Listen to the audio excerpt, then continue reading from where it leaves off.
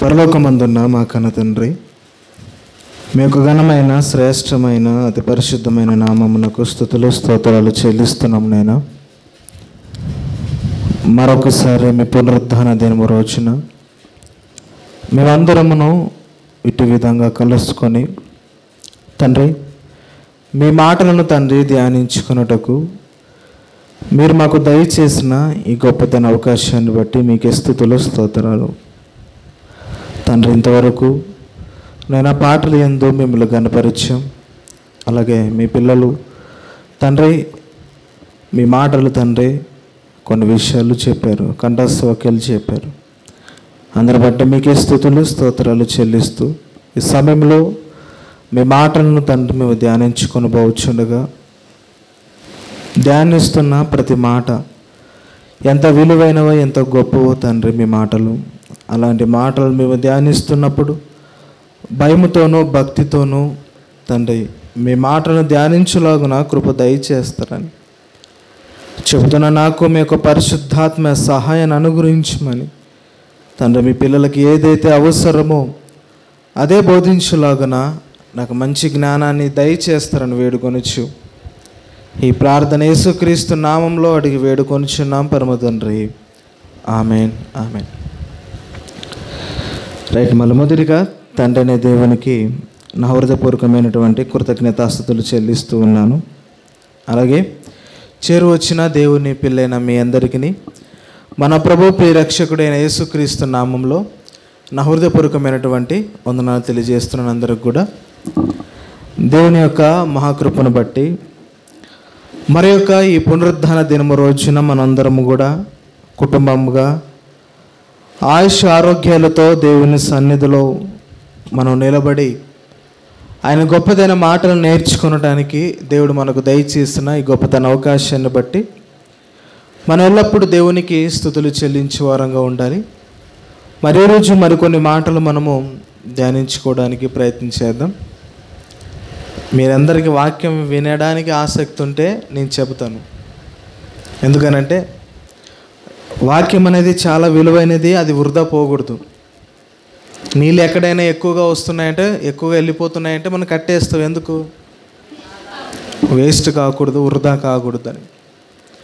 మన దేవుని మాటలు కూడా చాలా విలువైనవి. ఆ విలువైన మాటలు మనం ఏం చేయాలంటే ఈ యొక్క మనసులోనికి దాన్ని అనువర్చుకోవాలి, మనసులోని మనం భద్రం చేసుకోవాలి. కనుక మరి సమయాన్ని లేక వాక్యాన్ని చెబుతున్నప్పుడు చాలా జాగ్రత్తగా దేవుని మాటలు వినడానికి మనం ప్రయత్నించేద్దాం, జాగ్రత్త పడుతూ. రైట్, మళ్ళీ గతంలో కొన్ని మాటలు మనము 2 వారాలుగా మనం చూసుకున్నాం. దేని గురించి మనం ధ్యానించాం గత 2 వారాలు? తండ్రి యొక్క దేవుని పేరు గురించి, తర్వాత క్రీస్తు యొక్క నామం పేరు గురించి.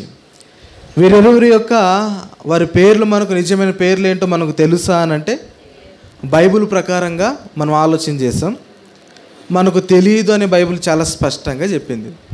ఒకవేళ తెలుసు, మీరు ఈ మాట అంటేనే మీరు అక్కడికి వెళ్తారు పరదేశికి అని ఒకవేళ చెబుతున్నారు అనుకోండి, అలాంటి వారికి ఏం తెలియదని చెప్పచ్చు?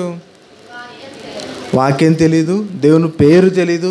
ఒకవేళ అలాంటి వారు వచ్చి చెబుతున్నా మనం అర్థం చేసుకోవాలి ఏంటనంటే వీరు కలిపి చెరిపిడి బోధ చేస్తున్నారు అని, వీళ్ళు అబద్ధ బోధకులు అని మనం జాగ్రత్త పడాలి. అందుకని చివరిలో ఒక మాట మనం చూసుకున్నాం కదా. అలాంటి వారికి ఒక్క మాటలో మరి చెప్పే మాట ఏంటి అని అంటే దేని గురించి లాస్ట్ చివరిలో వచ్చిందని మనం చూసాం. ఏం చూసాం? ప్రకటన గ్రంథంలోనే 13-12 వచనంలోనో సంథింగ్ ఆ వచనంలో మనం ఏం చూస్తామనంటే ఆ యేసుక్రీస్తు వరకు ఒక పేరు ఉందంట. అది ఆయనకి తప్ప మరి ఎవ్వరికి ఆ పేరు తెలీదు. అది భూమి మీద ఉన్న ఏ మనిషికి కూడా అది తెలీదు. అది గతంలో చూసుకున్నాం. ఎందుకంటే వీళ్ళు వస్తారు, ఇలాంటి వారు ఉన్నారు కాబట్టి మనం అన్నిటిని విషయంలో జాగ్రత్త పడాలి. రైట్, ఈరోజు మరికొన్ని విషయాలు మనము మరి ధ్యానించుకోవడానికి ప్రయత్నించేద్దాం. మరి యేసుక్రీస్తు వారు మరి భూమి మీద ఉన్నప్పుడు ఆయన ఎన్నో ఉపమానాలు చెప్పారనే విషయాన్ని మనం గతంలో చూసాం కదా, తెలుసుకున్నాం. ఏ ఉపమానాల గురించి తెలుసుకున్నాం గతంలో? ఏ ఉపమానాల గురించి చెప్పాను మీకు? తప్పిపోయిన కుమారుడు గురించి చెప్పాను, విత్తువాని ఉపమానం గురించి, ఇంకా మంచి గొర్రెల కాపరి అని,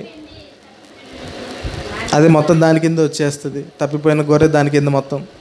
తర్వాత ఇంకా దేని గురించి చెప్పాను? సమరయుడు, మంచి సమరయుడు గురించి చెప్పాను కదా. తర్వాత మరి ద్రాక్షవల్లి అనే విషయాన్ని గురించి చెప్పాను కదా. ఇవన్నీ కూడా ఏంటివి అని అంటే ఉపమానాలు కదా. బాగా ఆలోచించాలి. ఇవన్నీ కూడా యేసుక్రీస్తు వారు బ్రతికున్నప్పుడు ఉపమానాలు అవి చెప్పడం జరిగింది. ఎందుకు చెప్పాల్సి వచ్చింది? అవి వాక్యాలు డైరెక్ట్గా వాళ్ళకి అర్థం కావు కనుక ఏదో ఒక దాన్ని తీసుకొని చెప్పడం జరుగుతుంది యేసుక్రీస్తు వారు.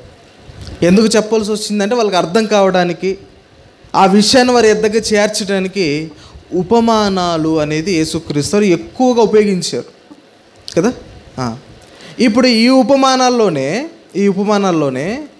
రెండు రకాలుగా మనం చూడగలం. రెండు రకాలైన ఉపమానాలు ఎప్పుడైనా మీరు గ్రహించారు? బైబిల్లో రెండు రకాలైన ఉపమానాలు ఉన్నాయి బైబిల్లో.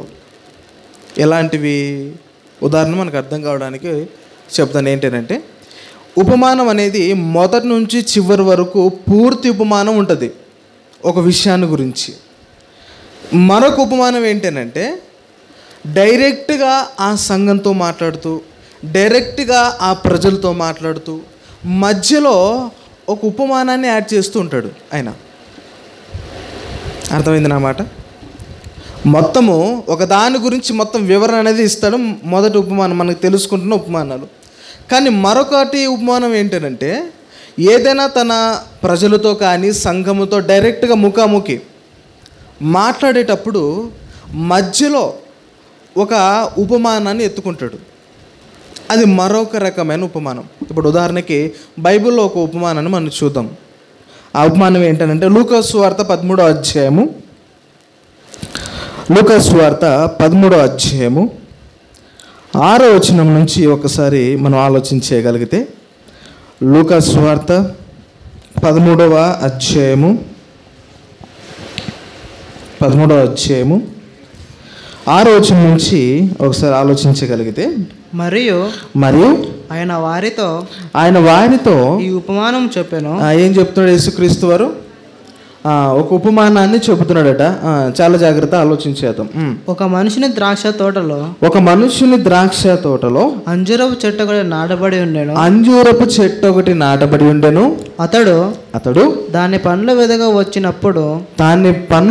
వచ్చినప్పుడు ఏమీ దొరకలేదు. ఈ ఉపమానాలు ఎవరెవరు కనపడుతున్నారు? బాగా ఆలోచించండి. రెండు రకాలైన ఉపమానాలు ఏంటో మీకు చెప్పడానికి ప్రయత్నం చేస్తున్నప్పుడు మీరు బాగా ఆలోచన చేస్తేనే ఈ ఉపమానము ఆ ఉపమానం ఏంటో మీకు అర్థమవుతాయి. ఇక్కడ చెబుతున్న ఉపమానం ఎలాగ ఉన్నాయంటే మొత్తం స్టార్టింగ్ నుంచి ఎండింగ్ వరకు మొత్తం రూపకాలంకరంగా ఉంటుంది. రూపక అలంకారం అంటే ఒక దాన్ని చూపించి చెప్పడం కదా. లేనిదంటే జరుగుతున్న వాటిని అక్కడ జరగకపోయినా చేస్తున్న వాటిని ఎత్తి చూపించడం, ఇది ఒక ఉపమానం. అదే ఇక్కడ చెబుతున్న ఉపమానం ఏంటంటే ఆ ఉపమానంలో ఎవరెవరు కనపడుతున్నారు? ఒక మనుషుడు కనపడుతున్నాడు, తర్వాత తోట కనపడుతుంది, తర్వాత ఒక చెట్టు కనపడుతుంది. అవునా? బాగా ఆలోచించాలి. చదువుదాం. ఏమంటున్నాడు అక్కడ? గనుక ఒక మనుషుని ద్రాక్ష తోటలో అంజూరపు చెట్టు ఒకటి నాటబడి ఉండెను. అతడు దాని పండ్లు వెదక వచ్చినప్పుడు ఏమీ దొరకలేదు. గనుక అతడు ఇదిగో 3 ఏండ్ల నుండి నేను ఈ అంజూరపు చెట్టున పండ్లు వెతకవచ్చుచున్నాను గాని ఏమీ దొరకలేదు. దీనిని నరికివేయము. దీని వలన ఈ భూమియు ఎలా వ్యర్థమైపోవలెనని ద్రాక్ష తోట మాలితో చెప్పెను. అయితే వాడు అయ్యా నేను అయ్యా నేను దాని చుట్టూ త్రవ్వి ఎరువు వేయు మట్టుకు ఈ సంవత్సరము కూడా ఉండనిమ్ము. అది ఫలించిన సరే లేని ఎడల నరికి వేయమని అతనితో చెప్పాను. ఇక్కడ ఎవరెవరు కనపడుతున్నారు? ఇందులో ద్రాక్ష తోట వేసిన యజమాని కనపడుతున్నాడు ఒకరు, తర్వాత పనిచేసే తోటమాలి కనపడుతున్నారు, తర్వాత అక్కడ ఒక తోట కనపడుతుంది, అలాగే ఒక చెట్టు కనపడుతుంది, తర్వాత కాదు ఆ చెట్టు కింద ఇవన్నీ వచ్చేస్తాయి. ఎరువు కనపడుతుంది. ఎరువేనా? ఈ 5 రకాలు మనం ఆలోచన చేస్తే చెట్టు అంటే ఏంటి? చెట్టు అంటే చెట్టేనా? అక్కడ తోటమాలంటే ఎవరు కదా? అంటే దీని వెనకలంటూ ఒకరు ఉన్నారు. ఈ ఉపమానం చెప్పేటప్పుడు ఇది డైరెక్ట్ వీళ్ళంటే వీళ్ళే అని మనం అనుకోకూడదు. వీళ్ళంటే దీని వెనకల ఇంకొక అర్థం ఉంది కదా, బాగా ఆలోచించాలి. ఇది ఒక రకమైన ఉపమానం, అర్థమవుతుందన్నమాట. ఇది ఒక రకమైన ఉపమానం. ఏంటంటే ఒక ఉపమానం చెప్పిన తర్వాత దాంట్లో ఇంకో లోతైన భావం ఉంటుంది, ఇంకొక వేరైన అర్థం అనేది దాగి ఉంటుంది. ఇది ఇలాంటి ఒక ఉపమానం అండి. యేసుక్రీస్తు వారు ఇది ఒక రకమైన ఉపమానాన్ని యేసుక్రీస్తు వారు చెప్పడం జరిగింది.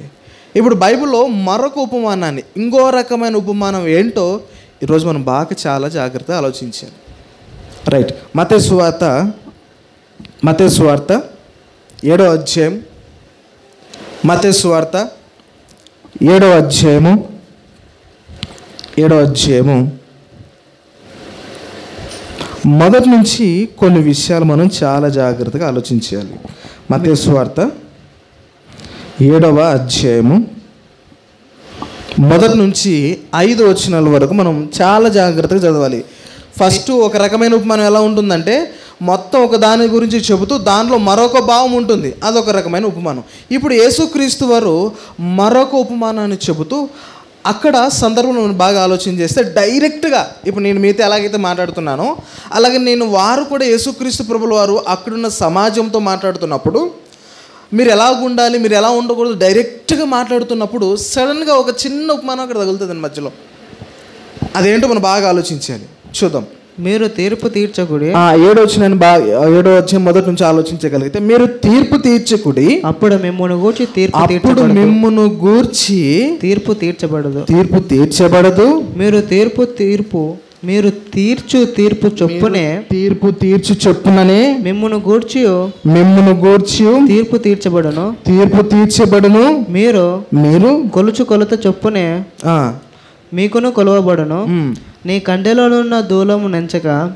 ఇదంతా ఒక రకంగా ఉంటే తీర్పు గురించి మాట్లాడుతున్నాడు.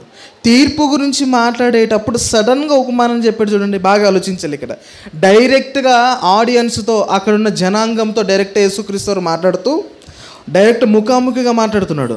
మాట్లాడేటప్పుడు ఒక దాన్ని ఎంచుకున్నాడు. ఇక్కడ మధ్యలో తీర్పు గురించి చెబుతున్నాడు, మధ్యలో ఒక దాని గురించి చెప్తున్నాడు. మరలా ఏంటి చూద్దాం ఒకసారి.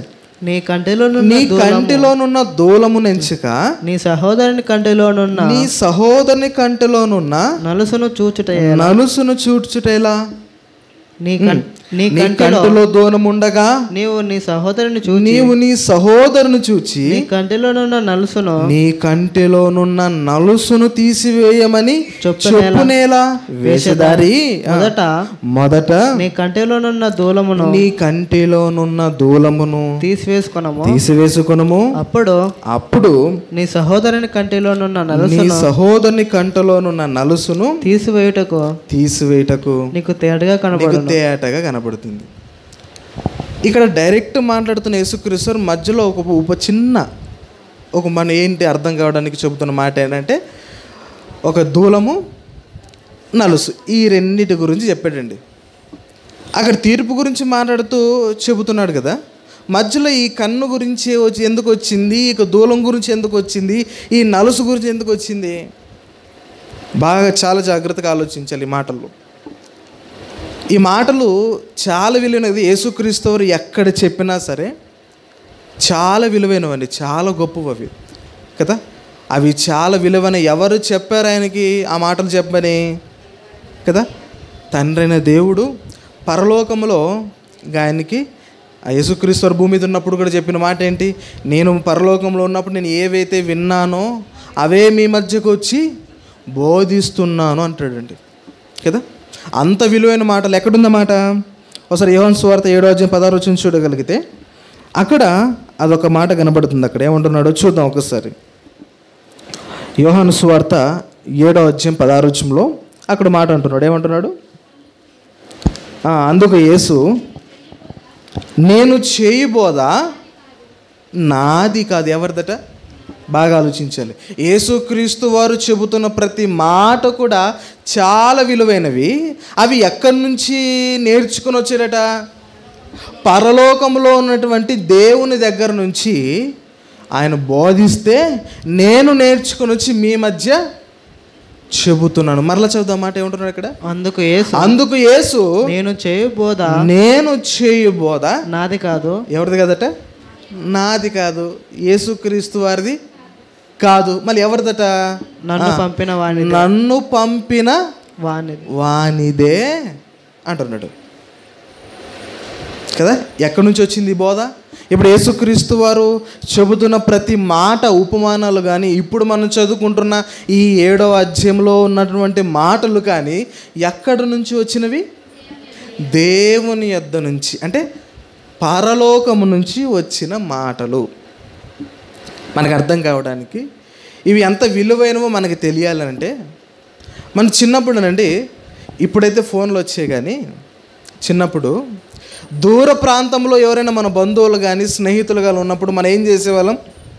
ఈ ఫోన్ లేనప్పుడు ఉత్తరాలు రాసేవారండి కదా.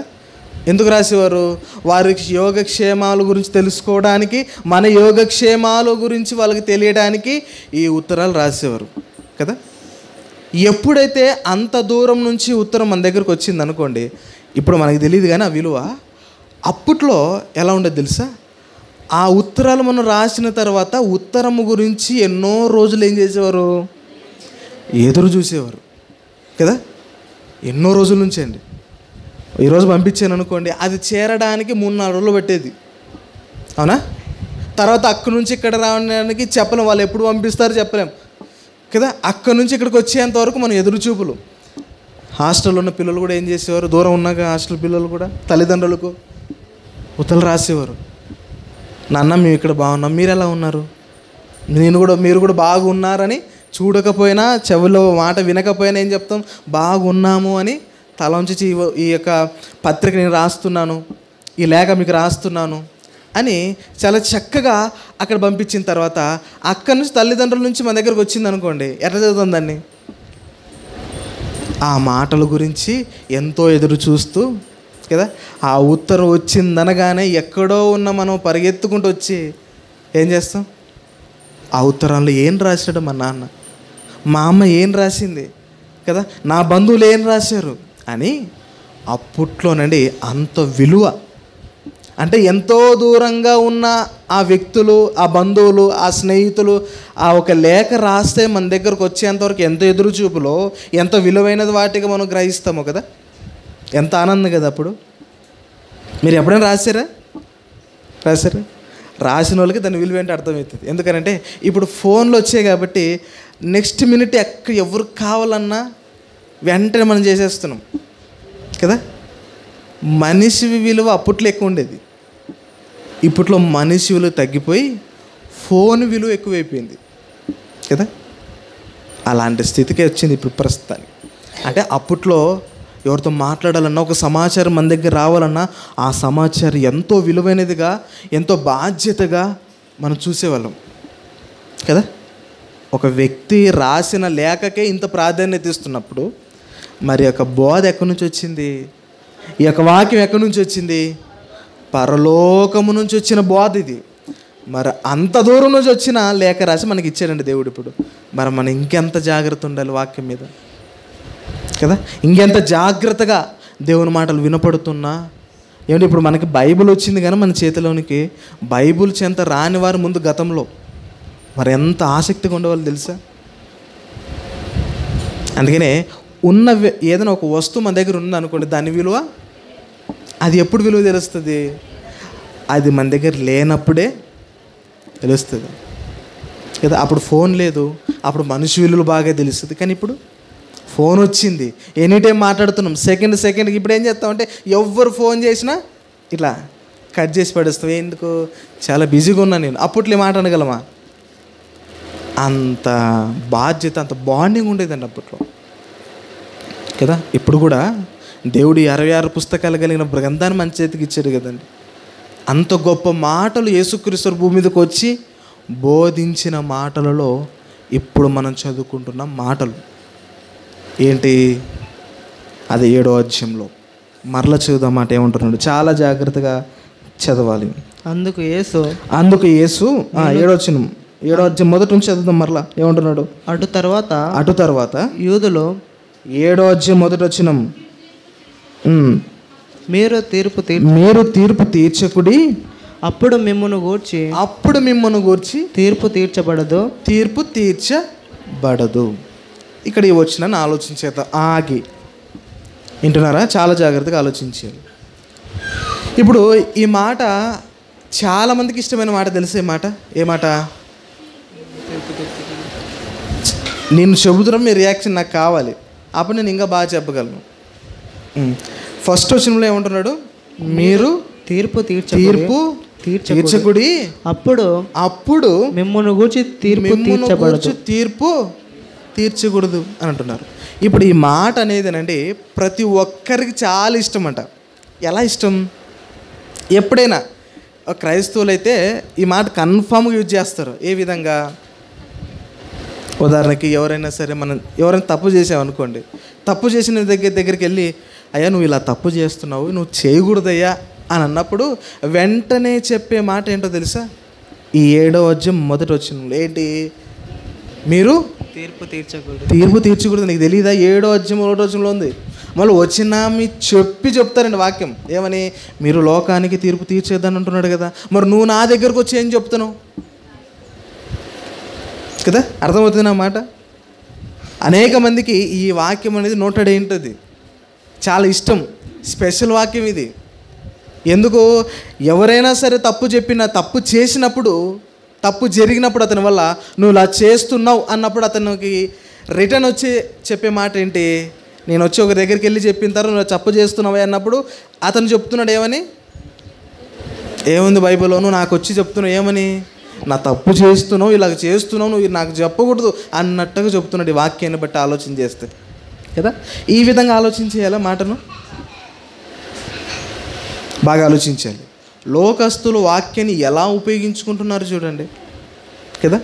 మీరు తీర్పు తీర్చకూడదు అంటున్నాడు అని అంటే వీరు అనుకుంటున్నాడు తీర్పా?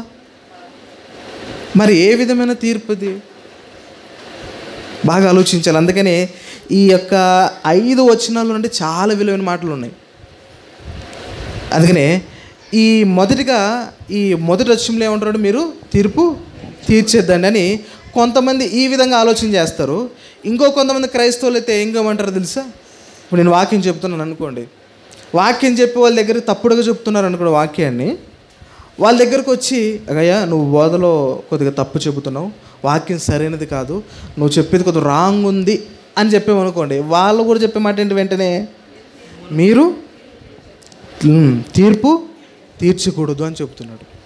అంటే మనం తప్పు చేస్తే తప్పును వెనకేసుకొని రావడానికి వాక్యం ఏం చేస్తున్నారు? ఇప్పుడు ఇలా ఉపయోగించుకుంటారు. మరి ఇలా ఉపయోగించేలా దాన్ని? మరి ఇప్పుడు నిజమే కదా, అక్కడ వాక్యం చెబుతున్నది అదే కదా.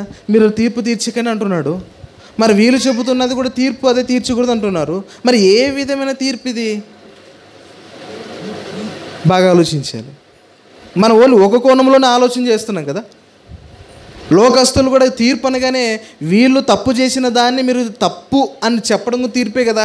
కాబట్టి ఆ తీర్పు నేను తప్పు చేసినా మీరు చెప్పకూడదని ఇండైరెక్ట్గా చెబుతున్నారు ఈ వాక్యాన్ని బట్టి. మరి అలా తీర్చకూడదా?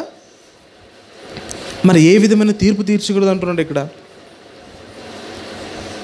చాలా జాగ్రత్తగా ఈ ఉదయకాల సమయంలో మనందరూ కూడా ఆలోచించాలి. ఏ విధమైన తీర్పు తీర్చకూడదు యేసుక్రీస్తు వారు చెబుతున్నారట. అవి చాలా లోతైన మాటలు కదా, చాలా విలువైన మాటలు. అందుకనే మన ఎవరికైనా చెప్పేటప్పుడు అండి, ఫస్ట్ ఆఫ్ ఆల్ మనకి తెలియాలి. ఫస్ట్ ఏంటంటే ఒక విషయాన్ని గురించి మనకు తెలియాలి.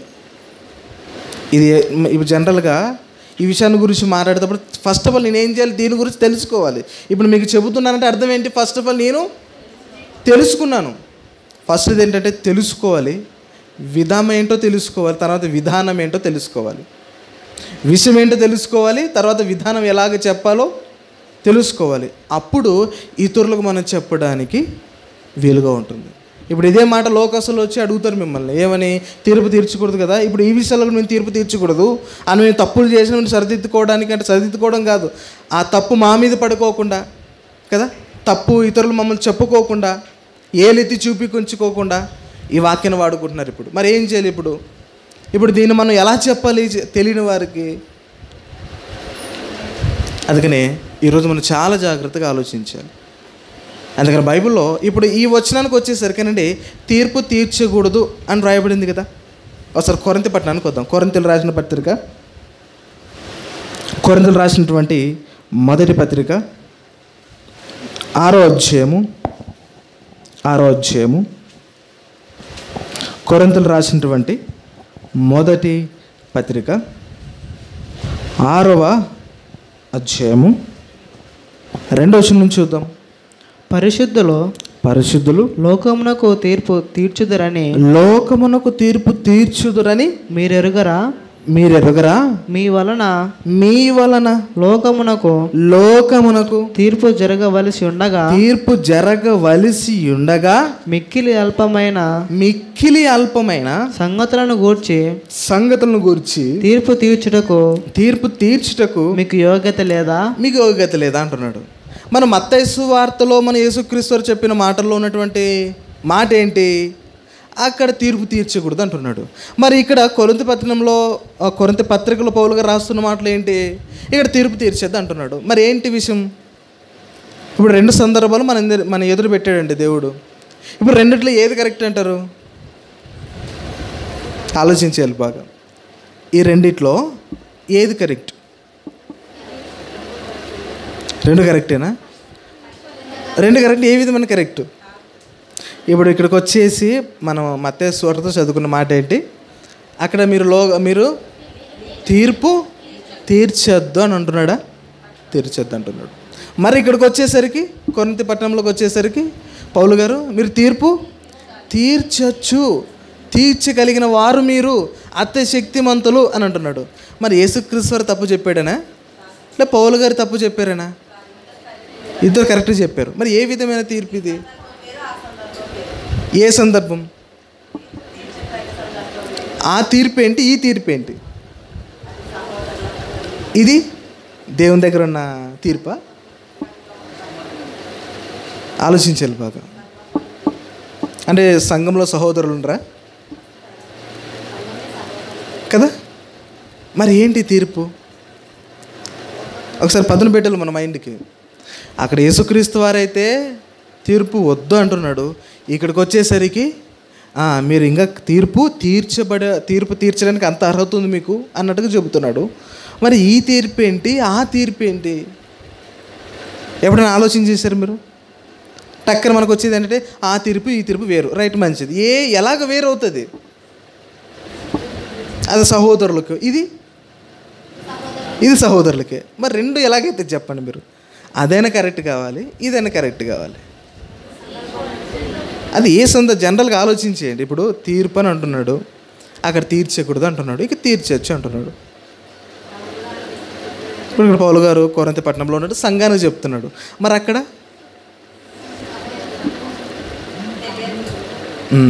అందుకని చాలా జాగ్రత్తగా ఆలోచించేద్దాం ఒక్కసారి. ఇప్పుడు పౌలు గారు ఇక్కడ చెబుతున్నారంటే ఆ తీర్పు వేరు, ఈ తీర్పు వేరా? అంతకంటే ముందుగా బైబిల్లో ఎన్ని తీర్పులు ఉన్నాయో మనకు తెలియాలి ఒక్కసారి. అవునా? బైబిల్లో ఎన్ని తీర్పులు ఉన్నాయో తెలుసా? ఎన్ని తీర్పులు ఉన్నాయి? అవగాహన ఉందా? 2 తీర్పులు ఉన్నాయి. ఏ తీర్పులు అవి? ఏ తీర్పులు గుర్తుకుందా?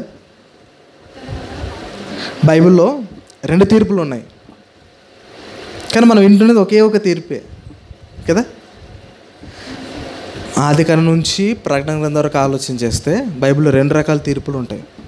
2 విధాలమైన తీర్పులు ఏంటి అని అంటే, మొదటిగా దేవుని తీర్పు అనేది ఉంటుంది. ఇది మనందరికీ తెలుసు. ఇంకోటి ఏంటంటే మనుషుల తీర్పు, మనుషులు తీర్చే తీర్పు. మొదటిగా దేవుడు తీర్చే తీర్పు గురించి చెప్పబడింది బైబిల్లో. అలాగే మనుషులుగా, క్రైస్తవులుగా, దేవుని బిడ్డలుగా ఉంటున్న మనము కూడా ఏం చేయాలి? తీర్పు తీర్చమని చెబుతున్నాడు. కానీ ఇక్కడ ఈ 2 సంభాషణలో పౌలు గారు చెబుతున్నది, యేసుక్రీస్తు గారు చెబుతున్నది దేవునికి తీర్పు సంబంధించినదే కాదని మనకు డిక్లరేషన్ చేసుకోవాలి. ఇప్పుడు ఈ 2 సందర్భాలు ఎవరి గురించి మాట్లాడుతున్నాడు? మనుషుల తీర్పు గురించి మాట్లాడుతున్నాడు. ఈ మనుషుల తీర్పులో కూడా 2 రకాలు ఉన్నాయి. మళ్ళా ఏ ఏ ఏ ఏ రకమైన రకాలు తెలుసా? ఏ తీర్పులు తెలుసా? ఒకటి దేవునికి నచ్చేటటువంటి మనుషుల తీర్పు, దేవునికి నచ్చని మనుషుల తీర్పు. రాసుకోవాలి మీరు. మొదటిది ఏంటంటే దేవునికి నచ్చే మనుషుల తీర్పు. మన దేవుని తీర్పు గురించి కాదు, మనుషుల తీర్పులో 2 రకాలు ఉన్నాయి. ఆ మనుషుల తీర్పుల్లోనట దేవునికి నచ్చే తీర్పు, మనుషులు చేసేటటువంటి తీర్పు ఓ రకం ఒకటి ఉంటుంది. రెండవది దేవునికి నచ్చని మనుషులు చేసే తీర్పు. ఈ 2 రకాలలో ఇప్పుడు మనకు కనబడుతున్నాయి. ఈ 2 రకాల్లో మనం బాగా ఆలోచించాలి. అందుకని ఇప్పుడు మరలా చదువుదాం. మరలా ఈ మత్తయి సువార్తకు వద్దాం. మరలా మత్తయి సువార్త 7వ అధ్యాయం, మత్తయి సువార్త 7వ అధ్యాయం 1వ వచనానికి వద్దాం. మళ్ళీ అడిగి రావాలి. ఎందుకంటే ఆ తీర్పు ఏంటో, దేవునికి నచ్చే తీర్పు అక్కడ చెబుతున్నాడా, నచ్చని తీర్పు గురించి చెబుతున్నాడా? ఇక్కడ పౌలు గారు నచ్చే తీర్పు గురించి చెబుతున్నాడా, నచ్చని తీర్పు గురించి చెబుతున్నాడా? ఆలోచించాలి బాగా. మీరు తీర్పు తీర్చకూడదు. తీర్పులు 2 రకాలు ఉన్నాయి. 2 రకాలు. మొదటి తీర్పు ఏంటి? దేవుని తీర్పు. తర్వాత మనుషుల తీర్పు. ఇప్పుడు మనుషులలో కూడా 2 రకాలు ఉన్నాయి. మొదటిది ఏంటి? దేవునికి నచ్చే మనుషుల తీర్పు. రెండవది దేవునికి నచ్చని, స్వీకరించని దేవుని తీర్పు. ఇప్పుడు 7వ అధ్యాయం మొదటి నుంచి ఆలోచించగలిగితే అది దేవునికి నచ్చే తీర్పో, నచ్చని తీర్పో ఒకసారి మరలా మొదటి నుంచి ఆలోచించాలి. అవునా? ఇప్పుడు చాలా జాగ్రత్త ఆలోచించేది. రైట్. మీరు ఇప్పుడు ఒకటో వచనం నుంచి ఆలోచించేద్దాం. మీరు తీర్పు తీర్చకుడి. మత్తయి సువార్త 7వ అధ్యాయం 1వ వచనంలో మాట్లాడుతూ, మీరు తీర్పు తీర్చకుడి, మీరు తీర్పు తీర్చకుడి, అప్పుడు మిమ్మును గూర్చి తీర్పు తీర్చబడదు. తీర్పు తీర్చబడదు. తీర్పు తీర్చబడదు. మీరు తీర్పు చొప్పుననే, మీరు తీర్పు తీర్పు చొప్పుననే మిమ్మును గూర్చి తీర్పు తీర్చబడను. మీరు కొలుచు కొలత చొప్పుననే మీకును కొలవబడను. నీ కంటిలోనున్న దూలము. ఇదంతా తీర్పు గురించి మాట్లాడుతూ మధ్యలో కంటి గురించి మాట్లాడాడండి కదా. ఎందుకు కంటి గురించి మాట్లాడవలసి వచ్చింది? ఇది దేవునికి నచ్చని తీర్పు గురించి చెబుతున్న మాటలండి. బాగా ఆలోచించాలి. ఈ తీర్పు ఇదంతా కూడా 7వ అధ్యాయం 1వ వచనంలో ఇదంతా కూడా ఎవరికి ఇష్టమైన తీర్పు అని అంటే దేవునికి ఇష్టమైన తీర్పు అయితే కాదు. ఏ విధంగా కాదని చెప్పగలం అని అంటే, ఇంకా కింద చదివితే 3వ వచనంలో నీ కంటిలోనున్న దూలము నెంచక. ఇప్పుడు దూలం అంటే దూలమేనా? ఇప్పుడు మనం ఉపమానాన్ని యేసుక్రీస్తు వారు చెప్పాడు కదా ఇంతకుముందు ఈ యొక్క తోట గురించి. తోట అంటే ఏంటి? మనము. చెట్టు అంటే మనము కదా. అక్కడ మరి యజమానుడు అంటే దేవుడు, తోటమాలంటే యేసుక్రీస్తు, ఇలాగ మనకు తెలుసు. ఇక్కడ మరి దూలం అంటే ఏంటి? పాపం, లోపం. ఇంకా బాగా చెప్పాలంటే మరి బలహీనత. అవునా? మనలో ఉన్నటువంటి బలహీనతనే చెబుతున్న మాట ఇదే దూలం. అవునా? రైట్. చదువుదాం బాగా. ఏమంటున్నాడు ఇక్కడ? నీ కంటిలోనున్న దూలము నెంచక నీ సహోదరుని కంటిలోనున్న నలుసును చూచుటే ఎలా? ఇప్పుడు 2 లోపాలు కనపడుతున్నాయి జనరల్గా ఆలోచన చేస్తే ఒక మనిషిలో. ఒకటి, ఒక వ్యక్తికి ఎదుటి కంటిలోనున్న నలుసు ఎలా కనపడుతుందంట? తీయాలని ప్రయత్నం చేస్తున్నాడు. కానీ ఇతని కంట్లో ఏముంది? పెద్ద దూలం ఉంది. అంటే కానీ కంటిని గురించి అండి చాలా గొప్పగా చెప్పాడు. ఈ కళ్ళు ఎందుకంటే దేహానికి వెలుగట కదా. ఇదే 6వ అధ్యాయంలో చూడగలిగితేనండి, ఇదే మత్తయి సువార్త 6వ అధ్యాయంలో ఒక మాట చెబుతాడు. ఆ విషయాన్ని కూడా ఆలోచించగలిగితే 23వ వచనంలో చూడగలిగితే, మత్తయి సువార్త 6వ అధ్యాయం 23వ వచనంలో, నీ కన్ను చెడినదైతే నీ దేహమంతయు చీకటమయమై ఉండును. నీలోనున్న వెలుగు చీకటి అయి ఉండిన ఎడల ఆ చీకటి ఎంతో గొప్పది. అంటే ఇక్కడ కూడా ఒక మాట్లాడుతూ కంటి గురించి మాట్లాడుతున్నాడు కదా. కంటిని గురించి మాట్లాడుతూ ఒక విషయాన్ని నువ్వు స్పష్టంగా తేటగా చూడాలంటే మన కంటిలో ఏమి ఉండకూడదు? దూలం ఉండదు. ఎందుకనంటే మనది ఈ యొక్క దేహానికంత వెలుగేంటి? కన్ను అని చెబుతున్నాడు. మరల కింద ఈ 5వ వచనంలో 7వ అధ్యాయం 5వ వచనంలో ఏం చెప్పబడుతుంది? చదువుతారు. 7వ అధ్యాయం 5వ వచనంలో, వేషధారి మొదట నీ కంటిలోనున్న దూలమును తీసివేసుకొనము. అప్పుడు నీ సహోదరుని కంటిలోనున్న నలుసు తీసివేయుటకు చాలా తేటగా కనబడుతుంది. ఇక్కడ కూడా 6వ అధ్యాయం 23వ వచనంలో కూడా చెబుతున్న మాట ఏంటి? నీ కన్ను చెడినదైతే నీ దేహమంతా 22వ వచనం చూద్దాం. 22వ వచనంలో, దేహమునకు దీపము కన్నే గనుక నీ కన్ను తేటగా ఉండిన ఎడల నీ దేహమంతయు వెలుగుమయమై ఉండును. ఎలా ఉండాలి? కన్ను చాలా తేటగా ఉండాలి. 6వ అధ్యాయం 22వ వచనంలో చెప్పబడుతున్నమాట. 7వ అధ్యాయం 5వ వచనంలో కూడా లాస్ట్లో చివరి చెప్తున్న మాట ఏంటి కూడా? అక్కడ కూడా నీ సహోదరి కంటిలో ఉన్న నలుసును తీసివేయాలి అని అంటే నీలోన్న దూలాన్ని తీసివేసేయి, అప్పుడు నీకు తేటగా కనబడుతుంది. అంటే ఇప్పుడు ఎదుటి వారిలో ఉన్న నలుసును తీసేమని చెబుతున్నాడా లేదా? బాగా ఆలోచించాలి. ఇక్కడ నలుసు గురించి మాట్లాడుతూ ఎదుటి వ్యక్తిలో ఉన్న నలుసు తీసేమని చెబుతున్నాడంటే కన్ఫామ్గా తీసేయి కదా, తీసేయని చెబుతున్నాడు. బాగా ఆలోచించండి. అందుకని ఈ వచనాన్ని బాగా ఆలోచన చేస్తే ఏ విధంగా దీన్ని ఆలోచించేయాలి? ఎందుకంటే మనుషులందరూ కూడా చెప్పే మాట ఏంటి? జనరల్గా ఆలోచించేద్దా?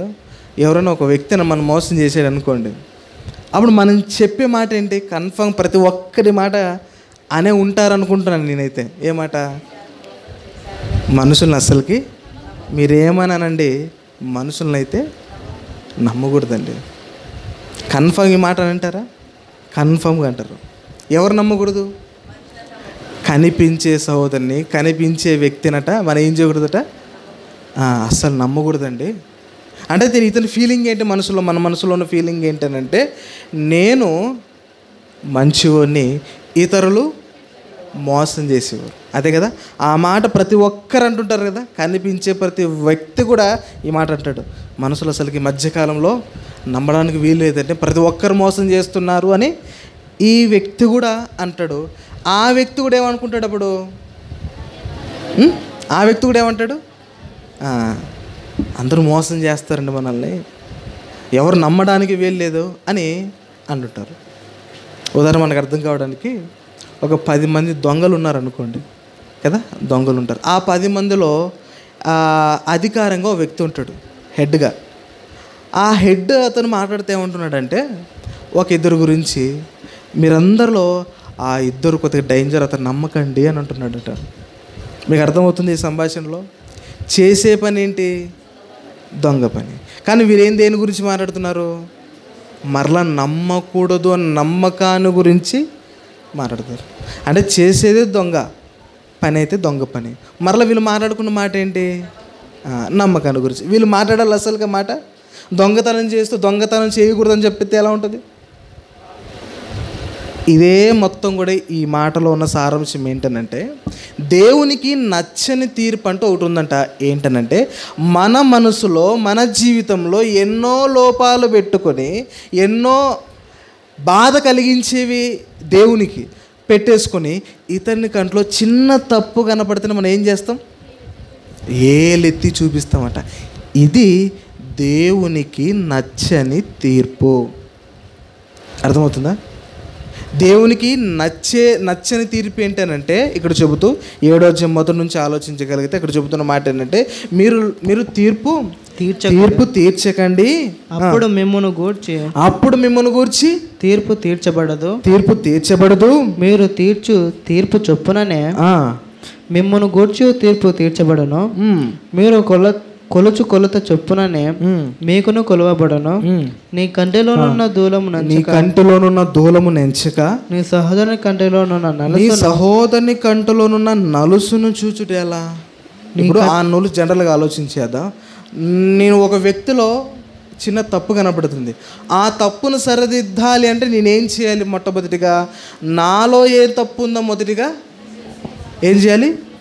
అది మనం ఇదేమి చేసుకోకుండా మనలో ఇంత పెద్ద తప్పులు పెట్టుకొని ఆ చిన్న వ్యక్తిలో ఆ చిన్న తప్పు కనపడడం వెంటనే పరిగెత్తుకుంటూ వెళ్ళి చెప్తున్నామంటే అర్థం ఏంటి తెలుసా? ఈ తీర్పు దేవునికి ఇష్టమైనది కాదు కదా, దేవునికి ఇష్టమైనది కాదు. ఎలాంటి తీర్పు? మనలో ఎన్నో లోపాలు పెట్టుకుని దొంగతనం చేయకూడదని చెబుతూ నేను దొంగతనం చేస్తూ చెబితే ఎలా ఉంటుంది కదా? దొంగతనం చేయకూడదని, అబద్ధాలు ఆడకూడదని చెప్పాను, మరలా మీకు తెలియకోకుండా కానీ మీకు కనపడుతున్నా ఎన్నో అబద్ధాలు ఆడుతున్నాను అనుకోండి, ఎలా ఉంటుంది కదా? ఒకరు దూషించకూడదని నేను చెబుతూ మరలా నేను పరుల జోలికి వెళ్ళి నేను దూషిస్తున్నాను అనుకోండి, ఎలా ఉంటుంది? ఒకరు తిట్టకూడదని చెప్పి నలుగురిలో వెళ్ళి గొడవ పడితే తిడుతున్నాను అనుకోండి, ఎలా ఉంటుంది కదా? ఆలోచించాలి. అందుకని కింద చెబుతూ వేషధారి అంటున్నాడు అక్కడ. అనా 4వ వచనంలోనా? 5వ వచనం చెబుతూ వేషధారి మొదట రెండోది ఏంటి? మొదట ఫస్ట్ ఆఫ్ ఆల్ నీ కంటిలో అంటే నీ యొక్క జీవితంలో కొన్ని పాపాలు ఉన్నాయి, కొన్ని లోపాలు ఉన్నాయి, అవి ఫస్ట్ తీసివేసుకో. తర్వాత నువ్వేం చేయాలి? సౌద్ దగ్గరికి వెళ్ళి దాన్ని తీసివేయడానికి ప్రయత్నం చేయి. ఆ చిన్నదే నువ్వు తీసివేయడానికి నువ్వు చెబుతున్నావు, కానీ మనలో ఎన్నున్నాయి? పెద్ద దూలం అంటే ఏంటి అర్థము? పెద్ద పాపము కదా. దూలం అంటే ఇక మనకి ఏం చేస్తారు? దూలంతో కనిపించే దూలం ఎలాగ ఉంటుంది కదా? ఎద్దులు లాగుతూ ఉంటాయి కదా, అవి దూలపు యొక్క పందాలు కూడా చేస్తూ ఉంటారు కదా. అంత పెద్దదంటే మన కన్నులో ఉంటే ఏంటి అర్థం? జనరల్గా ఆలోచించేయండి. ఎందుకు పోలుస్తున్నాడు? దానికి దీనికి ఎందుకు ఇక్కడ తీర్పు గురించి మాట్లాడుతూనే ఎందుకు ఈ మాట చెప్పాడు కదా?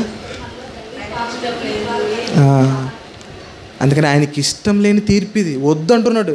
ఈ తీర్పు వద్దనే వద్దు. ఏ తీర్పు?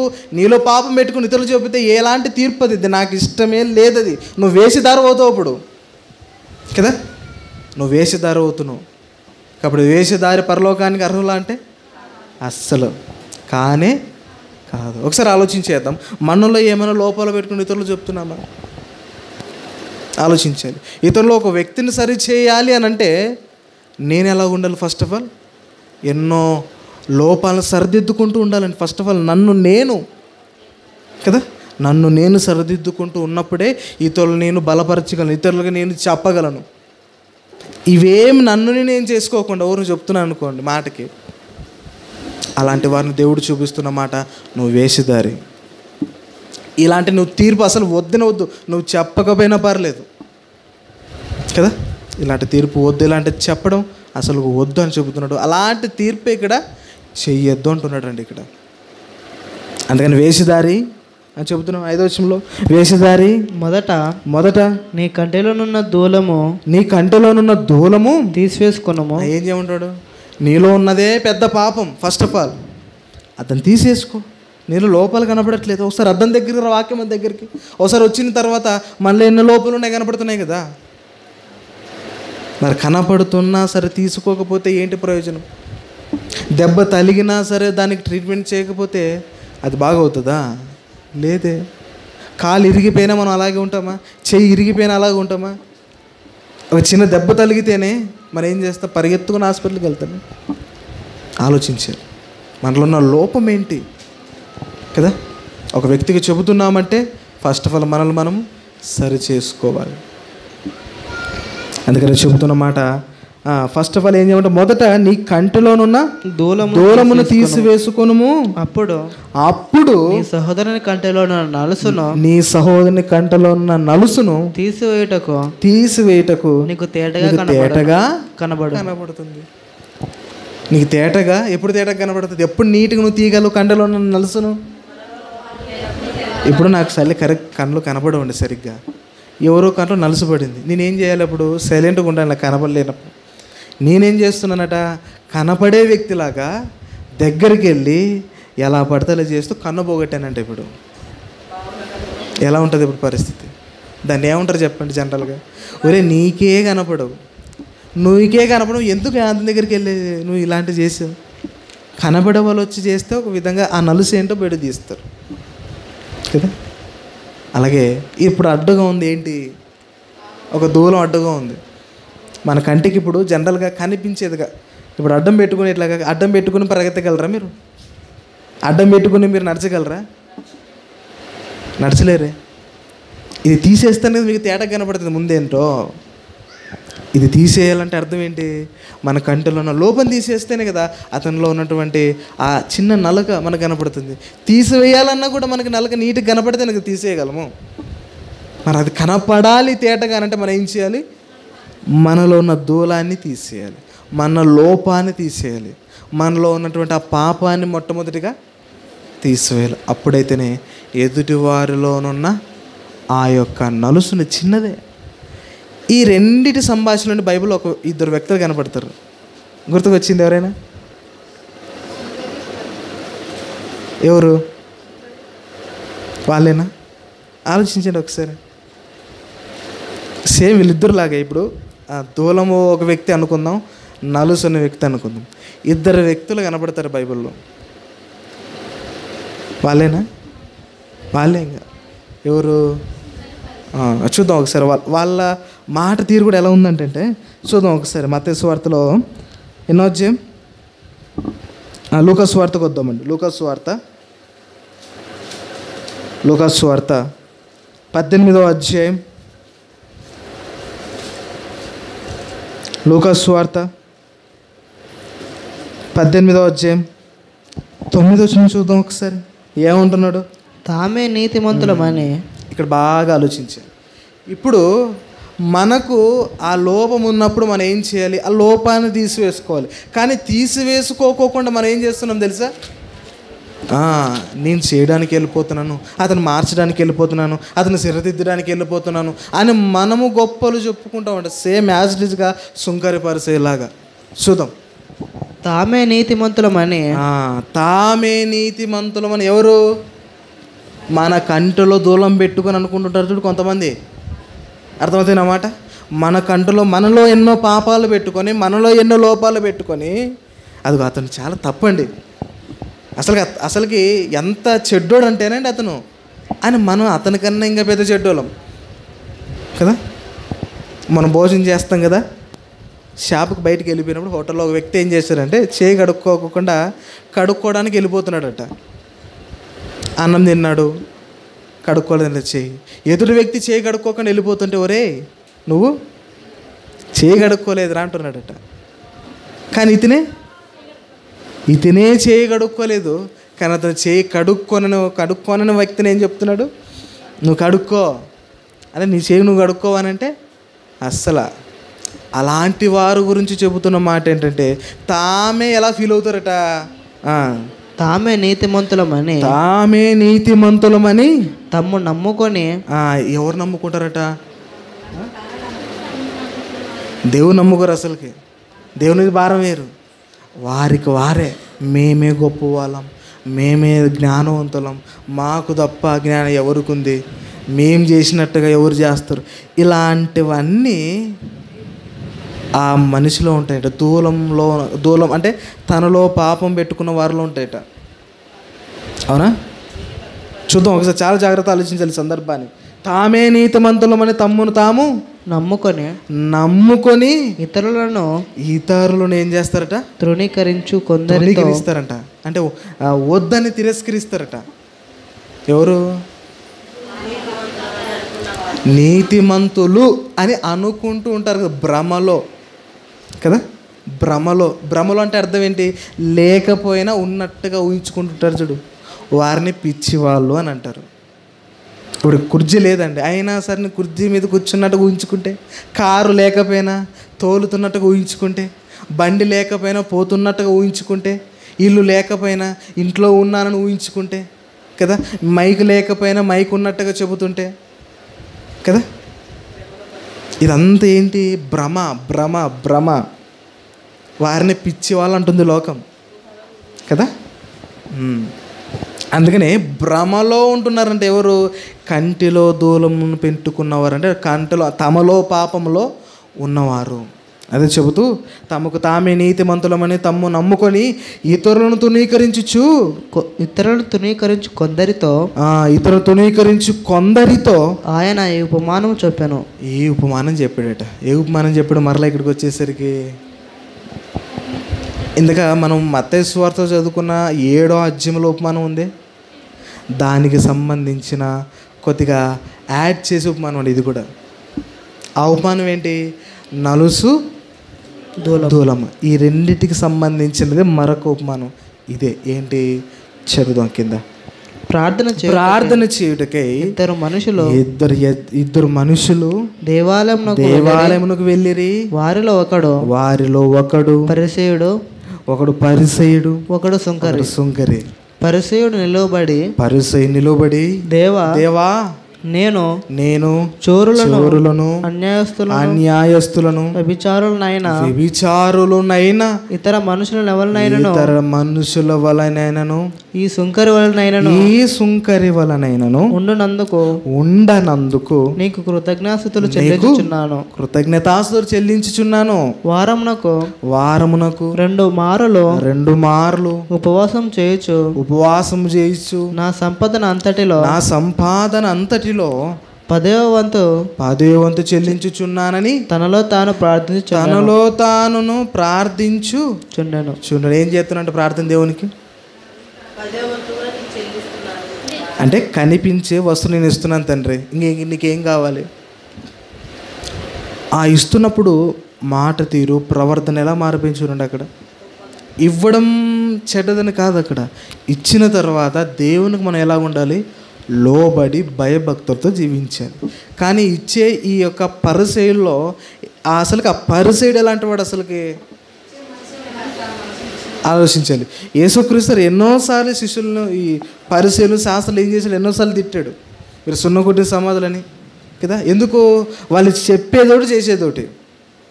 అవునా? పరిసయ్యులు ఎలాంటి వారంటే చెప్పేదొకటి చేసేదొకటి. అలాంటి వాళ్ళు వీళ్ళండి, కదా.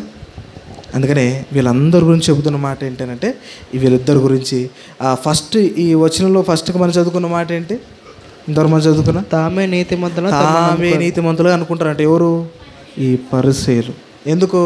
దానిలో ఎన్నో లోపాలు పెట్టుకున్నా సరే అక్కడ వచ్చేసరికి నేను ఇస్తున్నాను ప్రభువా నా ప్రార్థన స్వీకరి అన్నట్టుగా మాట్లాడుతున్నాను. కానీ మరొక వ్యక్తి ఏమంటాడు? సుంకరి.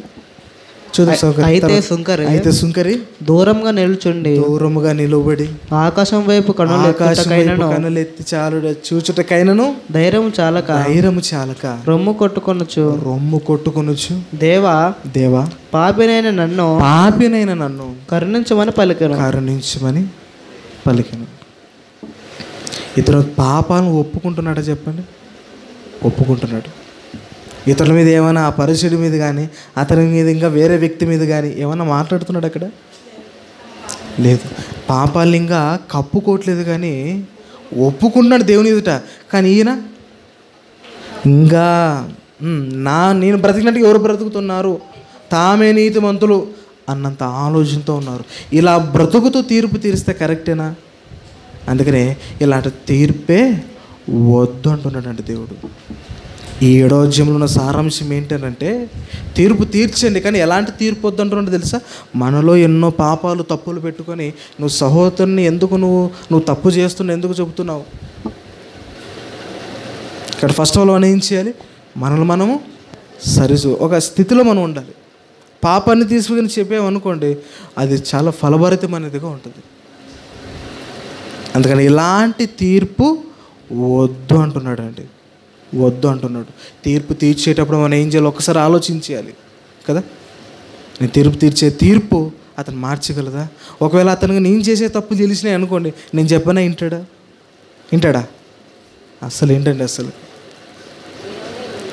అందుకని ఫస్ట్ ఆఫ్ ఆల్ మనం ఇతరులను మార్చాలి.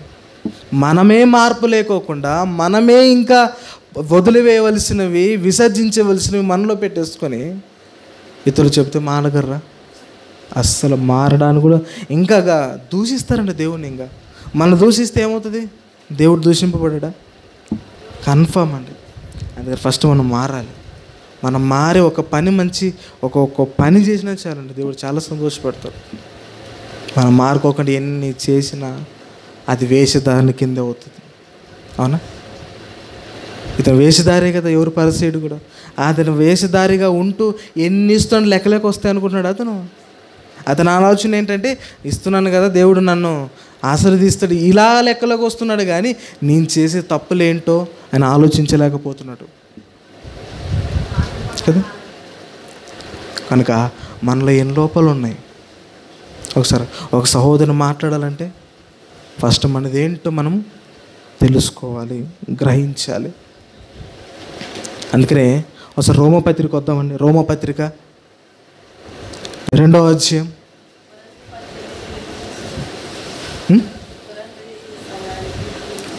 అది కూడా వస్తా, అక్కడ కూడా వస్తా. రోమిలకు రాసిన పత్రిక 2వ అధ్యాయం మొదటి నుంచి ఆలోచించేద్దామండి. అక్కడ కూడా ఒక మాట కూడా కనపడుతుంది. అక్కడ ఈ విషయాన్ని చాలా జాగ్రత్త ఆలోచన చేస్తాను, చాలా స్పష్టంగా రాస్తుంది ఇక్కడ.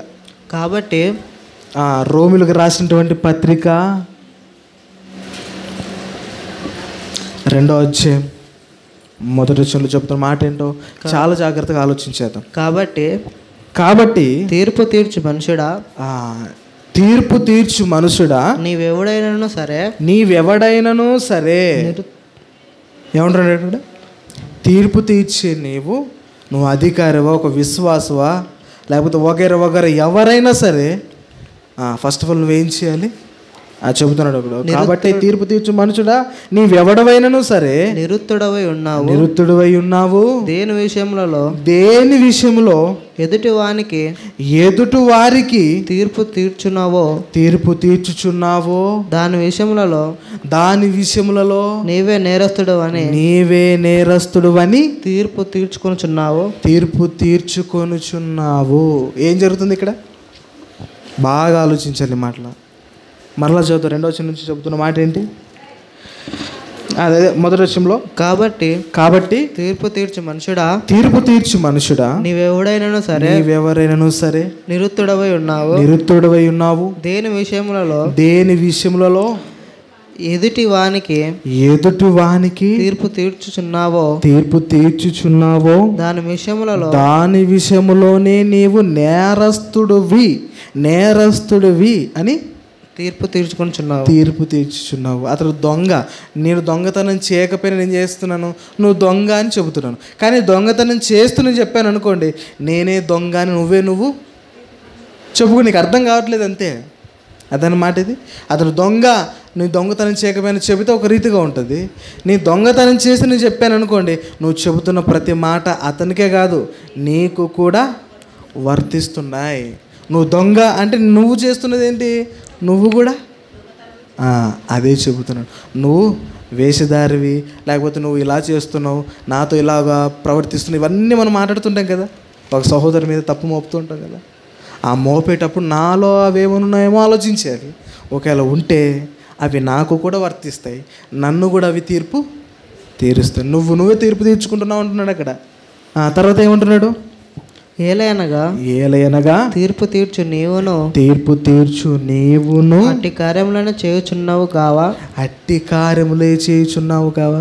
నువ్వు దొంగ అని చెబుతున్నావు, కానీ నువ్వు కూడా దొంగతనం చేస్తున్నావు కదా. అట్టి కార్యమనే చేస్తున్నావు కదా నువ్వు కూడా. అతను దొంగతనం చేస్తే నువ్వు కూడా దొంగతనం చేస్తూ చెబుతున్నావు కదా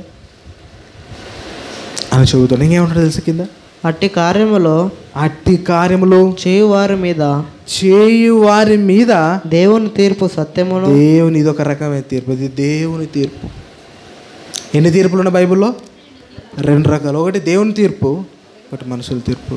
అలాగే మనసుకు నచ్చని, దేవునికి నచ్చని తీర్పు తీరుస్తున్నాం అనుకోండి, దేవుని తీర్పు మన మీదకి వస్తుంది. అది చెబుతూ ఏమంటాడు, అట్టి కార్యములు చేయు వారి మీద దేవుని తీర్పు సత్యమును అనుసరించినదే అని ఎరుగుదుము. అట్టి కార్యములు చేయు వారికి తీర్పు తీర్చుచు వాటినే చేయుచున్న మనుషుడా నీవు దేవుని తీర్పు తప్పించుకొందు అని అనుకుందువా.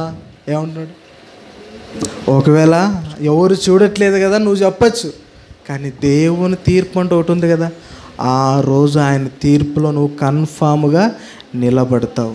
తప్పించుకోలేవు. నువ్వు తప్పించుకోగా నువ్వు అనుకుంటున్నావా అని అంటున్నాడు. ప్రశ్న వేసాడంటే తప్పించుకోలేము అని అర్థం. అవునా? మనం తప్పు చేస్తూ ఇతరులను తప్పు చేస్తున్నావు చూడు అని ఇతరులను ఏదైతే చూపిస్తున్నావు, అంతకంటే ముందుగా నువ్వు తప్పు చేస్తున్నావు, మరి ఆ తీర్పు నీకే వస్తుంది.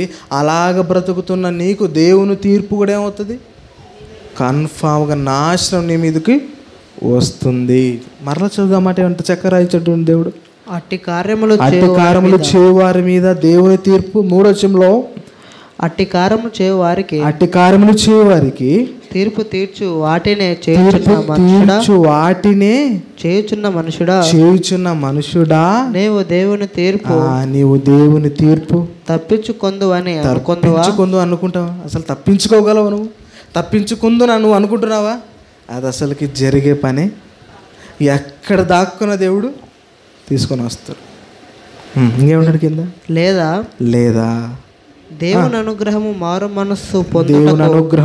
మనస్సు పొందుటకు నిన్ను ప్రేరేపించుచున్నది ఎరుగక ఆయన అనుగ్రహ ఐశ్వర్యమును సహనమును దీర్ఘశాంతమును తృణీకరించుదువా. అంటే ఈ 4 వచనంలో తెలుస్తున్న మాట ఏంటనంటే, ఒకవేళ నువ్వు మనుషులను తీర్పు తీరుస్తూ నీ తప్పులను తెలుసుకోకుండా అలాగున్నావు అనుకో, ఏదో ఒక రోజు దేవుని తీర్పు నీ మీదకి వస్తుంది. ఎందుకు వస్తుంది నీ మీద తీర్పు? అది ఎందుకు దేవుని తీర్పు నీ మీదకి వస్తుంది అని అంటే, నువ్వు ఫస్ట్ ఆఫ్ ఆల్ నువ్వు సరి చేసుకోకుండా ఇతరులు నువ్వు సరి చేసుకో అని చెబుతున్నావు. నువ్వు సరి చేసుకుని ఇతరులు సరి చేసుకోవాలి అంటే దేవుని తీర్పు నీ మీదకి వచ్చేదే కాదండి. ఈ లోకమతి ఇలాంటి మాయలో పడిపోయింది. ఒకటి ఏంటి, మనం చేస్తున్నది ఎంత పెద్ద తప్పైనా మనకి తెలియట్లే. ఒక విత్తనం గురించి ఏదో సామెత ఉంటుంది చూడండి, ఏంటిది, గురుగింజ దాని కింద ఉన్న నలుపు తెలియదట. అలాగే గురిగింజ తెలుసు కదా, దాని కింద ఒక కలర్ బ్లాక్ కలర్ ఉంటుంది, దానికి తెలుసా? కానీ మన కింద మనలో ఉన్న పాపాలు మనకు తెలియకోకుండా ఇతరుల పాపాలు ఎత్తి చూపిస్తే ఆ తీర్పు దేవునికి నచ్చుతుందా? చెప్పండి, నచ్చుతుందా? అస్సలు అండి, దేవుడు అసహించుకుంటాడండి అసలు కదా. అందుకని ఇలాంటి తీర్పు తీర్చామనుకోండి, దేవుని తీర్పులో మనం ఉంటాం. మరి ఎంతవరకు మనం తీర్పు తీరుస్తున్నాం? ఎలా తీర్పు మనం తీరుస్తున్నాం? ఒక్కసారి ఈ ఉదయకాల సమయంలో ఆలోచించాలి. ఎందుకు ఈ ఉపమానాన్ని చెప్పవలసి వచ్చిందనంటే, ఆనాడు మనుషులు ఎలాగున్నారు అనంటే, తమలోని తప్పును తెలుసుకోకుండా, గ్రహించుకోకుండా, మార్చుకోకుండా, పరిసర వీళ్ళందరూ కూడా అలాంటి వారే. అందుకని ఇలాంటి డైరెక్ట్గా మాట్లాడుతూ మధ్యలో ఈ చిన్న ఉపమానం 2 లైన్లు ఉపమానం చెప్పాడు. ఏంటి, నీ కంటిలోనున్న దూలమును తెలుసుకో ఫస్ట్, తర్వాత ఎదుటివారిలో నలుసును తీసేయి. ఫస్ట్ నువ్వు తీసే అంటున్నాడు. తీసేయాలి అంటే ఫస్ట్ మనం ఏం చేయాలి, మనలో ఉన్న దూలాన్ని తీసివేయాలి. ఇది తీసివేయడానికి ప్రయత్నం చేస్తే మనం నాశనం అయిపోతాం, వారిని కూడా నాశనం. ఎలా చేయొచ్చు చెప్పండి నాశనం? తర్వాత అంటారు, ఈ విషయం తెలుసుకున్న తర్వాత నేను తప్పు చేశాను అనుకోండి, నేను తప్పు చేసి దొరికిపోయాను అతనికి, నువ్వు ఇన్ని మాటలు చేసావు, నువ్వు ఇలా చేసేవే కాబట్టి నువ్వే చేసినప్పుడు నేను ఎలా చేస్తే ఇంకా చివరికి ఏది ఎక్కడికి వస్తుంది తెలుసా? అక్కడికి నువ్వు ఇంత భక్తిగా ఉంటున్నావు, నువ్వే ఇలాగుంటే నేను ఏదో భక్తిలో ఉంటున్నా అక్కడక్కడ. కాబట్టి నువ్వే పడిపోయి ఉంటే నేను పడిపోనా? కాబట్టి దేవుడే అసలు ఈ భక్తే అసలు వద్దు చివరికి దేవుని వదిలేసిపోయే పరిస్థితులు ఎదురవుతాయి. అవునా? అందుకనే మనల్ని మనం ఏం చేసుకోమంటే కొరింథీ రాసిన మొదటి పత్రికలు 11వ అధ్యాయం చూద్దాం ఒకసారి. కొరింథీ రాసినటువంటి మొదటి పత్రిక 11వ అధ్యాయంలో 28వ వచనం ఉంటుంది, ఒకసారి చూద్దాం మాట కూడా. కాబట్టి ప్రతి మనుష్యుడు తన్ను తాను పరీక్షించుకునే చేసుకోవాలట, మనల్ని మనం పరిశీలన చేసుకోవాలి. మనం చేసే ప్రతి మాట, మనం చేసే ప్రతి తీర్పులో అది సరైన తీర్పేనా కాదా ఒకసారి మనం ఏం చేయాలట, పరిశీలన చేసుకోవాలి. ఎందుకంటే దేవుని తీర్పు చాలా భయంకరమైనది. ఆ భయంకరమైన తీర్పులో మనం పడుకోకుండా ఉండాలి అని అంటే భూమి మీద ఉన్న మనము మనుషుల తీర్పులో జాగ్రత్త వహించాలి కదా. 31 వచనంలో కూడా ఏమంటున్నాడు చూద్దాం ఆ మాట కూడా. అయితే మనలను మనమే విమర్శించుకొని ఎడల తీర్పు పొందుము. ఏ తీర్పు? అది దేవుని తీర్పు. ఫస్ట్ మనం ఏం చేయాలట, మనల్ని మనము విమర్శించుకోవాలి. అంటే అర్థం ఏంటి? రైట్, నేను విమర్శిస్తున్నా అంటే అర్థం ఏంటి? ఇక నువ్వు ఇలా చేస్తున్నావు. విమర్శన అంటే ఏంటి? నీలో తప్పులు ఎతకడం అని అర్థం విమర్శన చేయడం అంటే. కానీ ఇక్కడ ఏం చెప్తున్నాడు, నీకు నీవే ఫస్ట్ ఆఫ్ ఆల్ విమర్శన చేసుకో. ఒకసారి అద్దం దగ్గరికి రా, అంటే బైబిల్ దగ్గరికి రా, నీ తప్పేంటో నీకు తెలియజేస్తుంది. ఒకసారి దాన్ని నువ్వు ఏం చేసుకోవాలి, తీసివేసుకోవాలి, విమర్శన చేసుకోవాలి కదా. కానీ మనుషులు ఎలా అయిపోయారు తెలుసా, పిల్లల నుంచి పెద్దవాళ్ళు ముసలుల వరకు అండి మనుషులందరూ చేసేది ఏంటంటే తనలో ఉన్న తప్పును ఏదైనా పెళ్ళికి ఇవ్వాలన్నా కూడా పెళ్ళిలో చేసేటటువంటి పరిస్థితి ఏంటి, పెళ్లి కుమారుని గురించి కానీ పెళ్లి కూతురు గురించి కానీ కొన్ని తప్పులు ఏం చేస్తారు కప్పిపెట్టరు చెప్పండి, ఏం చేస్తారు? అవును, ఈ అబ్బాయి ఎట్లా అంటాడు అని అంటే అంత తాగబోతేనా, అంత తిరిగిపోతేనా, అంత పనికి రానోడైనా ఏం చెప్తారు అంటే తల్లిదండ్రులు. అసలు మా కుమారుడు గురించి చెప్పాలంటేనండి అసలుకి ఓ అంటారు మన కదా. ఆలోచించాలి, సమాజం ఎంత స్థితికి వెళ్ళిపోతుంది చూడండి. అసలుకి తప్పును ఒప్పుకొనడానికి మనిషికి ఇష్టమే లేదు అసలుకి. అవును తప్పు నాలో ఉంది కదా అని ఒప్పుకొనడానికి ఆలోచన రాకపోతుంది చూడండి సమాజాన్ని. ఈవెన్ క్రైస్తవులు కూడా ఈ వైరస్ ఎక్కువైపోయింది ఇప్పుడు.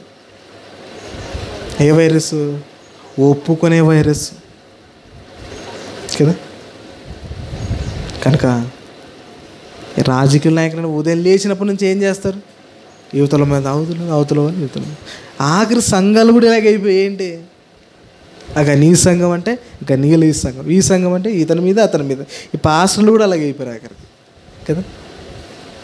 బాగా ఆలోచించాలి, మనలో ఉన్న లోపాలు మనం ఏం చేయాలి. ఫస్ట్ ఆఫ్ ఆల్ ఏంటి, నాలో ఉన్న లోపం ఏంటి కదా. పౌలు గారు అలా లోపాన్ని సరిదిద్దుకుండడానికి తన శరీరాన్ని ఏం చేశాడు, కొట్టుకున్నాడట కదా. ఒకసారి ఆలోచించేద్దాం. మరి దేవునికి నచ్చని తీర్పుల గురించి మనం మాట్లాడుకుంటున్నాం అవునా. మరి నచ్చే తీర్పు ఏంటి? నచ్చే తీర్పు అంటే ఏంటో రేపు వారం చూసుకుందాం. ఈరోజు మనం తెలుసుకున్న పాఠం ఏంటనంటే మనుషులు తీర్పు తీర్చవచ్చా అని అంటే ఒక దగ్గర తీర్చకూడదు అంటున్నాడు, ఒక దగ్గర తీర్చచ్చు అంటున్నాడు. లోతులోనికి వెళ్తే దేవునికి నచ్చే తీర్పు ఒకటి ఉంటుంది, దేవునికి నచ్చని తీర్పు అంటే మనుషుల చేత తీర్పు తీర్చబడే తీర్పు. కనుక ఇక్కడ మనం 7వ అధ్యాయంలో చదువుకున్న ఆ సంభాషణ అంతా కూడా దేవునికి నచ్చే తీర్పా కాదు. మరి కొరింథీ రాసిన మొదటి పత్రికలో చూసుకున్నాం కదా, 6వ అధ్యాయం 2వ వచనాల్లో కదా, అక్కడే ఉంటున్నాడు. అక్కడ తీర్పు తీర్చచ్చు అని అంటున్నాడు. అంటే ఆ తీర్పు ఏంటి మరి? దేవునికి నచ్చే తీర్పు. అదేంటో రేపు వారం మరలా మనం చూసుకుందాం. కనుక ఈ మన వాక్యం ఎన్ని మాటలు అయితే వింటున్నామో అవన్నీ కూడా దేవుడు లెక్క అడుగుతాడు. మీకు దేవుడు చెప్పలేదా? ఆడు చనిపోయిన తర్వాత తీర్పులోని తిరిగి వచ్చిన తర్వాత మీకు ఈ విషయాలకు తెలుగు ప్రభాండానికి కుదరలేదు. ఇక ఈ దేవుడు ఏదో విధంగా మనం చోలేస్తూ ఉంటాడు. నువ్వు మారు నీ మనసులో ఒకసారి మార్చుకో. నువ్వు లోక విషయాలకు దేవుడిని ఎందుకు దూరం చేసుకుంటున్నావు? ఇలా ఒకసారి మనసు అంతా నువ్వు చెడిపోతున్నావు. ఒకసారి ఆలోచించి అని చెప్తున్నాడు దేవుడు వాక్యం ద్వారా కదా. ఏది పట్టుకోవాలి, ఏది వదిలేయాలో ఆఖరికి క్రైస్తవులే మర్చిపోతున్నారండి కదా, ఆలోచించాలి. కాబట్టి మనం ఏ విధంగా ఉన్నాం, ఈ మాటలను చదువుకుంటామంటే అర్థం ఏంటి? మనం ఏ విధంగా ఉన్నామో ఒకసారి పరిశీలన చేసుకోవాలి. మనం మాట్లాడే ప్రతి మాట మనలో ఏమైనా లోపాలు పెట్టుకుని మాట్లాడుతున్నాం అనుకోండి, అది చాలా ప్రమాదకరం. దేవుని మన మీద తీర్పు ఉంది అనే విషయాన్ని మనం అస్సలకి మరచిపోకూడదు. ఒకరు చెప్పాలి అంటే మనం ఏం చేయాలి? మనం మార్చుకోవాలి, దాన్ని మనం తీసివేసుకోవాలి. కాబట్టి మనం ఎలా ఉన్నామో ఒకసారి మన మనసులో ఒకసారి మనల్ని మనం పరిశీలన చేస్తాం. కాబట్టి రేపు వారం మరికొన్ని విషయాలు మనం నేర్చుకుందాం. కనుక మరి విన్న వాక్యాన్ని బట్టి మన హృదయంలో ఫలించాలని దేవునికి మనం ప్రార్థన చేద్దాం. రేపు కళ్ళు మూసుకోండి, ప్రార్థన చేసుకుందాం. పరలోకమందున్న మా కన్న తండ్రి, మీ అపారమైన ప్రేమకు స్తోత్రాలు చెల్లిస్తున్నాం నాయన. ఈ యొక్క పునరుద్ధరణ దినం రోజున మరొకసారి మీ పాదాల చెంత చేరి ఇటు విధంగా మీ మాటలు మాకు అందించిన విధానాన్ని బట్టి మీకే స్తోత్రాలు చెల్లిస్తూ ఉన్నాం తండ్రి. మేము ఏ విధంగా తీర్పు తీర్చాలో, ఏ విధమైన తీర్పు తీర్చకూడదో మాకు సెలవిచ్చారు తండ్రి. మాలో లోపాలు పెట్టుకొని, మాలో పాపం పెట్టుకొని ఇతరులలో ఉన్నటువంటి ఆ యొక్క లోపాలను సరిదిద్దడం అనేది మీకు ఇష్టం లేని తీర్పని మేము తెలుసుకున్నాం. మేము అలాంటి తీర్పు తీర్చుకోకుండానైనా మీకు ఇష్టమైన తీర్పు తీర్చలాగున కృప దయచేయమని వేడుకొంచున్నాం. ఎంతమంది అయితే మీ మాటలు విన్నారు వారందరూ హృదయాల్లో మీ వాక్యాన్ని ఫలించండి, అభివృద్ధి పరచమని వేడుకొనొచ్చు. మరలా మీ చిత్తమైతే బ్రతుకుంటే మరొకసారి ఈ విధంగా కలుసుకొని మీ మాటలను తండ్రి ధ్యానించుకుంటూ మా ఆత్మీయ జీవితాన్ని బలపరిచే గొప్పదైన అవకాశాన్ని మాకు దయచేయమని వేడుకొనొచ్చు. ఈ ప్రార్థన యేసుక్రీస్తు నామంలో అడిగి వేడుకొనుచున్నాం పరమ తండ్రి. ఆమేన్.